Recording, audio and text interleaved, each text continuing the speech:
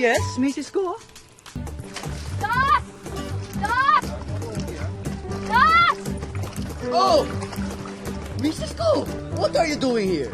Dos, I need your help in finding a lawyer. Wow! Those types niya! Hi, I'm William Charles, your pinsan-in-law. What brings you here? Eh, pagpasensya mo na ba? Namimiss lang yata ako. Ay, Dos, hindi kita titigilan hanggat hindi tayo nakakapag-usap. Let's go! sige. Uy, Dos! Yung mga meeting ha, Dos! schedule natin eh. Ikaw na doon sa mga sponsors. Okay, Bal, no problem. Pakiligpit na lang yung mga Dos! gamit, please. Ay, Dos!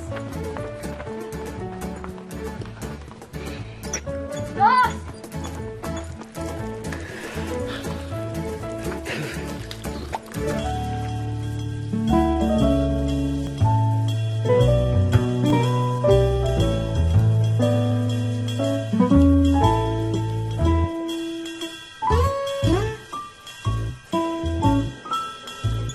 Yes, Mrs. Ko.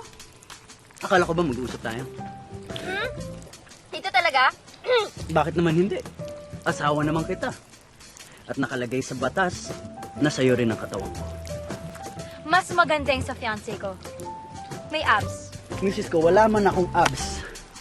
Ako pa rin ang pinakasalan mo.